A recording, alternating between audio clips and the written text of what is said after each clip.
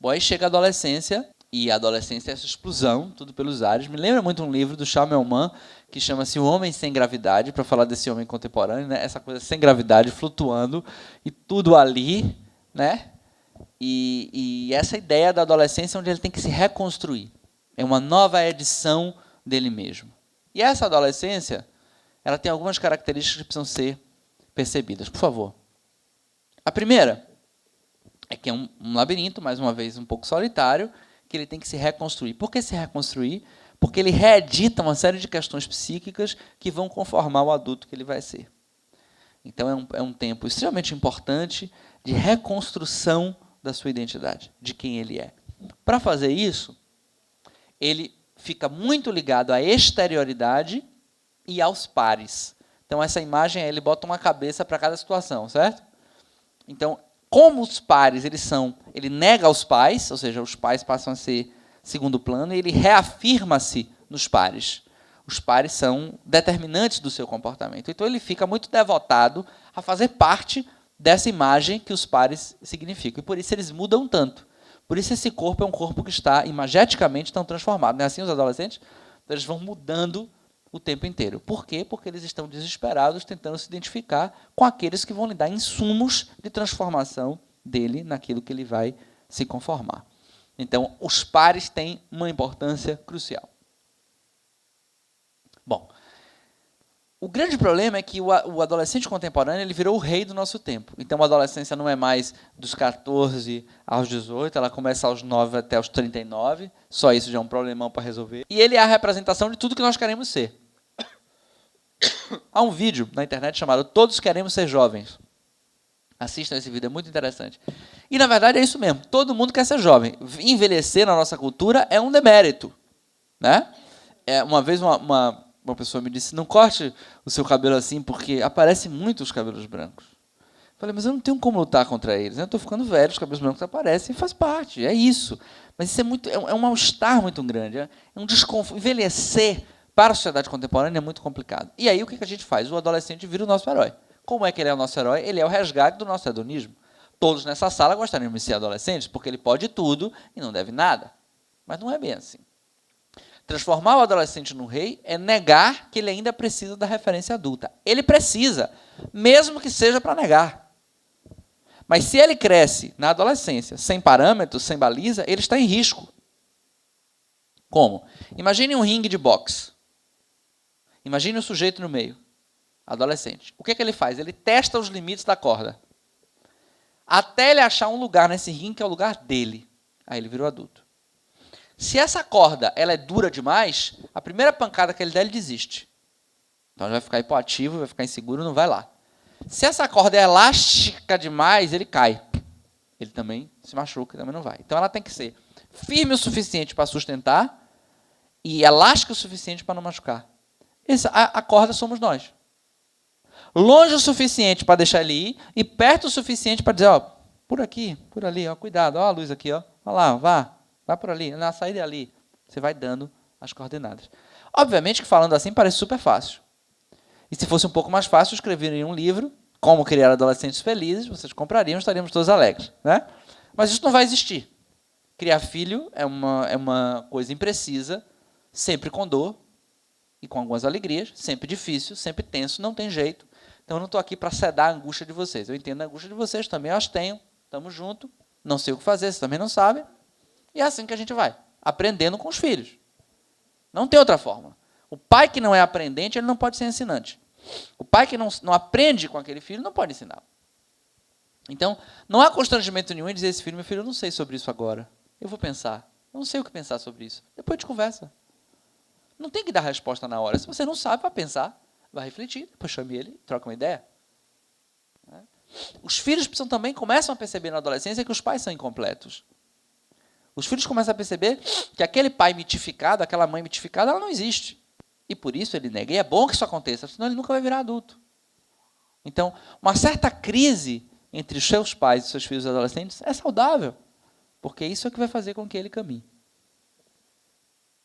Bom, há um imperativo da felicidade na adolescência, que eles encarnam e que nós, de alguma maneira, enaltecemos, que é eles precisam ser felizes o tempo inteiro.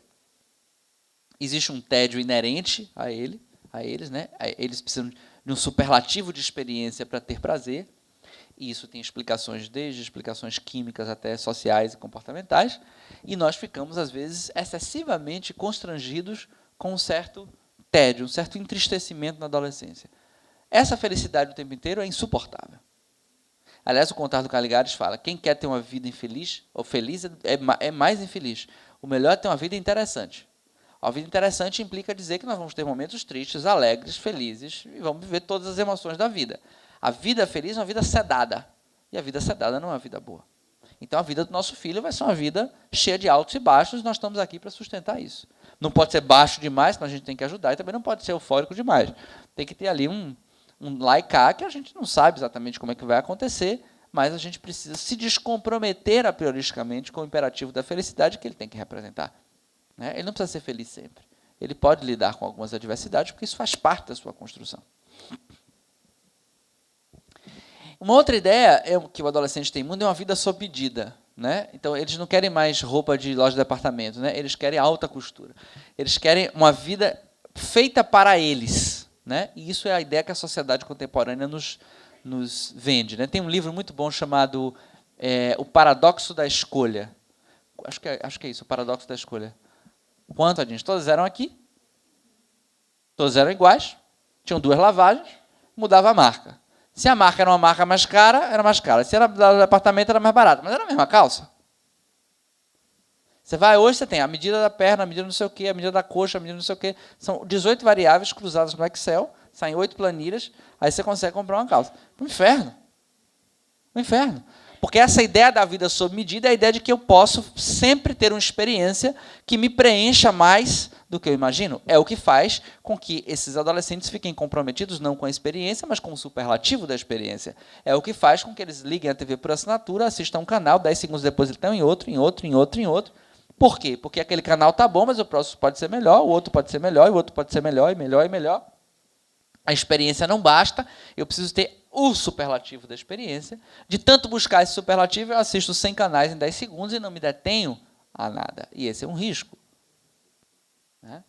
Então, a vida sob medida também não é uma vida muito interessante para os meninos. Talvez o texto dizer, meu filho, a vida é difícil, em vez de você procurar um casaco feito para você, vê se você se ajusta ao casaco. Né? Porque não vai dar para você ficar achando um casaco costurado no seu corpo o tempo inteiro. Ou alguém aqui vive de alta costura? Entendeu a metáfora? Não é alta costura da roupa. Tá? Eu quero dizer da experiência da vida. A gente vai se adaptando como dá. Né? Eu gostaria de ter chegado aqui mais cedo. Errei o retorno, tive que dar outro retorno, cheguei aqui com 5 minutos de atraso. Me adapto, não tem jeito. O que é que eu poderia fazer? Subir um canteiro? Passar pela aula, aquele negócio verde para poder... Chego aqui, peço desculpa e tal, lido com isso e vamos para a vida. Né? Talvez alguma parte dos nossos adolescentes passasse por cima do canteiro. Porque ele entende que ele tem esse direito.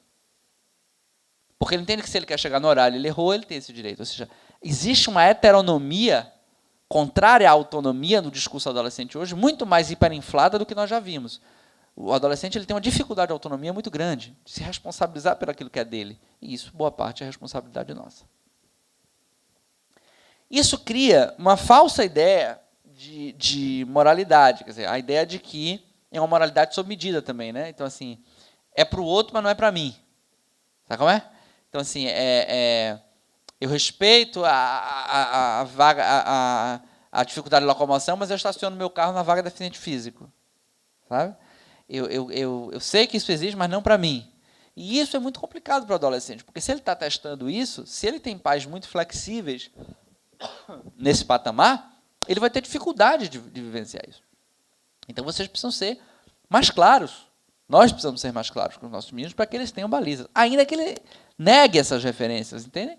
Mas ele vai saber, pelo menos, quais são essas referências. Então, a grande dificuldade do adolescente hoje é a falta de referência. Bom, os novos caminhos eles vão acontecer no gerúndio da experiência, tal qual aquela corda bamba. Mas ele pode acontecer a partir da referência de outras lentes. Ou seja, vejam que existe um desfocado, quando você bota o óculos, você percebe. É isso que a gente tem que fazer, buscar outras lentes. O filho de vocês não está carente de informação. A informação está democratizada. Tudo que nós sabemos, ele saberá. E mais do que a gente. A grande discussão é que tipo de filtro ele vai fazer com essa informação para sobreviver melhor, para viver de uma maneira melhor. E esses filtros, quem vai construir somos nós. Ou quem vai ajudar a construir somos nós. Então, mais do que dar essa ou aquela informação, é útil ajudar ele a saber o que fazer com essa ou com aquela informação. Porque a informação ele terá. Com isso, a gente precisa admitir a diversidade, ou seja, ter um filho Chico não é o mesmo que ter um filho Francisco. E às vezes nosso filho acorda Chico, dorme Francisco. E isso é complicado para a gente acompanhar. Cada mergulho é um flash, né? Então, é saber que as crianças e os adolescentes são diversos, são diferentes, cada um é um. E aquele pai que se não se dispõe a conhecer cada uma dessas portas, cada uma dessas janelas, vai ter dificuldade. Porque ou vai forçar esse menino a fórceps, a encaixar-se na sua expectativa, ou vai abandoná-lo à sorte. E qualquer um desses dois movimentos são violentos e perigosos. Construir uma ideia de antissedação, né? Ou seja, admitir que a vida tem altos e baixos. Então, tem dias em que a gente tem um bom dia que o guarda-chuva serve para proteger da chuva, e tem um dia que a gente não tem um bom dia que a gente chora pelo guarda-chuva, né? Então, a vida é assim, tem altos e baixos. Sustentar isso parece ser uma estratégia menos comprometedora dos processos de subjetivação das crianças e dos adolescentes do que a sedação da angústia. E, por último, para a gente finalizar, ir contra a maré. O que é isso? Eu ouço muito no consultório, muitos pais dizendo, mas todo mundo faz, mas todo mundo tem. Ah, mas não é assim? Veja, o mundo contemporâneo tem uma série de verdades que não são boas. Tem uma série de certezas que são perigosas. Tem uma série de conclusões erradas. E nós, como pais, temos que ter a coragem de dizer, não é porque todo mundo faz que eu vou fazer. Por exemplo, por que o menino de 6 anos tem que ter um aparelho celular para a escola? O argumento dos pais é o mais ridículo, é o mais pífio. Ah, porque se eu quiser falar com ele... Você tem que falar o quê com o menino na escola, minha senhora? Deixa o menino na escola. O menino está na escola, vai querer falar com você? Ah, mas se tiver uma urgência, procura o diretor da escola. Procura o orientador. Alguém vai falar com ele agora. Essa história que você quer dar... Você não quer celular para falar, você quer controlar a vida dele. E você quer controlar tanto que você quer ter o benefício de poder acessar a hora que você quer, mas você não quer que ele fique viciado? Ou que ele assista pornotube? Como diz os ingleses, ninguém almoça de graça. Então, é preciso ter uma escolha. Ou você vai sustentar que ele não vai ter, embora a maioria tenha, porque você acha que isso não faz bem, ou você vai dizer, eu quero que ele tenha, esse é o risco, eu vou bancar esse risco. Agora, meio termo, não vai rolar. Então, há uma série de coisas que estão estabelecidas que não são boas para os nossos meninos. E nós temos que ter coragem de assumir isso. E isso é ir contra a maré. Eu espero, sinceramente, que vocês saiam daqui hoje extremamente mobilizados, mas mobilizados na direção de uma angústia transformadora. Ou seja, de que realmente é difícil, realmente não temos respostas, realmente nós não sabemos muita coisa, realmente, né, é um pântano assim, pouco claro, mas é o caminho que a gente tem. E estar atento e forte à possibilidade de interpretar isso por outros pontos de vista, me parece a única saída. Uma saída mais doída, mais difícil, mais tensa, que a saída dela vai ser diferente da sua, que vai ser diferente da sua, mais plural, porém a única. A única que tem a verdadeira chance, sempre na incompletude, porque a relação entre duas pessoas é sempre incompleta, de construir uma relação entre um pai e um filho que possa ser auxiliadora para esse menino de se desenvolver melhor e que possa ser, por outro lado, construtora de uma possibilidade que você aprenda com ele. Esse é o único caminho. Certo? Com dor, com angústia, com dificuldade, me parece o único caminho. Então, eu gostaria muito que vocês saíssem daqui hoje mais mobilizados nessa direção. E, por favor, para a gente finalizar, de manhã eu escureço, de dia tardo, de tarde anoiteço, de noite ardo. Outros que contem, passo por passo. Eu morro ontem, nasço amanhã, ando onde há espaço. Meu tempo é quando. Isso é mais verdadeiro do que nunca para o que é criar adolescentes, pré-adolescentes, crianças, se é que existem os pré-adolescentes, né? Criar os nossos filhos. Né? É nesse quando, é na vivência, é na possibilidade, é no que dá para fazer, é no que é possível, conjugando sempre 3 coisas que eu acho que são muito importantes. O afeto, sem ele não temos nada. A força de que nós vamos ser arautos de notícias não muito boas, e vamos ter que fazer limites e cortes e impossibilidades. E insistência. Criar filhos é um ato de insistência, porque se você tem muito afeto, você pode ser hiperpermissivo. Se você tem muita força, você pode ser super exigente. Se você tem afeto e força bem equilibrados por uma semana, você pode ser negligente.